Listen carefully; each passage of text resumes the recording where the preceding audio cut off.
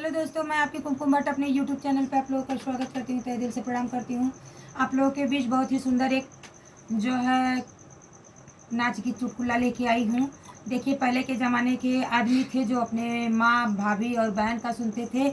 आज के ज़माने का जो है आदमी है तो सिर्फ बीवी का ही सुनते हैं। माँ बहन का कोई रवा रोजी ही नहीं है, भाभी का कोई रवा रोजी ही नहीं है। जितनी पत्नी कहे उतना ही सुनते हैं, उतना ही करते हैं। और पहले के ज़माने में जितना घर के लोग कहते थे, परिवार के लोग कहते थे, उतना करते थे, उस तरीके से रहते थे। तो ये पहले का ज़माना आप लोग सुनिएगा। पहले के ज़माने का गाना है, पहले का ज़माना नहीं, पहले के ज़माने का ये चुटकुला नाच गीत है। आप लोग सुनिएगा और अपना प्यार भरा कमेंट ज़रूर करिएगा और इस छोटी सी बहन को अपना आशीर्वाद ज़रूर दीजिएगा।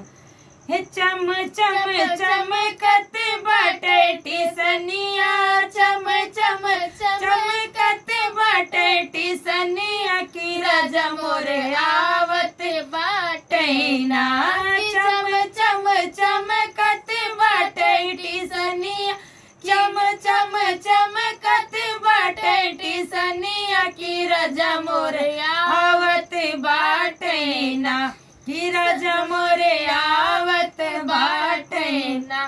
कि सासू कइले बाटी झगड़वा हो, सासू कइले हो बाटी झगड़वा, की औत अगिया लगई है ना।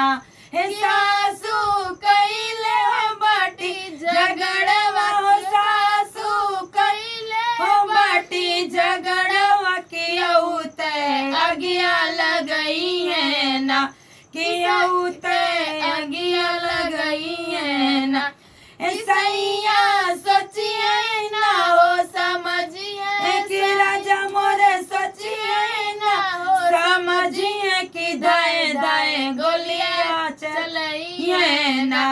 राजा मोरे सोचिए ना हो समझिए, कि दाएं दाएं गोलियां चलई है ना।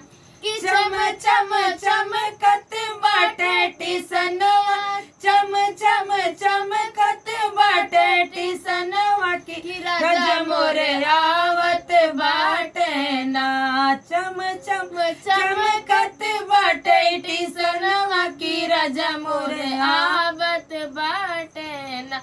जेठनी कइले हो बाटी झगड़वा, की जेठनी कइले हो बाटी झगड़वा, की औत अगिया लगई है ना। जेठनी कइले बाटी झगड़वा, की जेठनी कइले हो बाटी झगड़वा, की औत अगिया लगई है ना। पियवा सोचिए ना हो समझिए, पियवा सोचिए ना हो समझिए, कि दिलवा पे चकुआ चलई है ना। पियवा सोचिए ना हो समझिए, पियवा सोचिए ना हो समझिए, कि दिल पे चकुआ चलई है ना। चम चम चमकत बाटे टिसनवा, चम चम चमकत बाटे टिसनवा, की राजा मोरे आवत बाटे ना, की राजा मोरे आवत बाटे ना। ननदी कइले हो बाटी झगड़वा, की ननदी कइले हो बाटी झगड़वा, की औत अगिया लगई है ना। कि ननदी कइले हो बाटी झगड़वा, की औत अगिया लगई है ना। पियवा सोचिए ना हो समझिए, पियवा सोचिए ना हो समझिए, कि घर से बहरा करी है ना।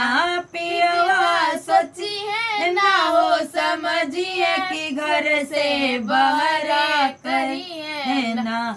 चम चम चमकत बाटे टिसनवा, चम चम चमकत बाटे टिसनवा, की राजा मोरे आवत बाटे ना। चम चम चमकत बाटे टिसनवा, की राजा मोरे आवत बाटे ना। तो आप लोग ये पहले के ज़माना का गाना सुनिएगा और अपना प्यार भरा कमेंट जरूर करिएगा। फिर मिलती हूँ नेक्स्ट वीडियो में, तब तक के लिए राधे राधे, जय श्री कृष्ण, हर हर महादेव।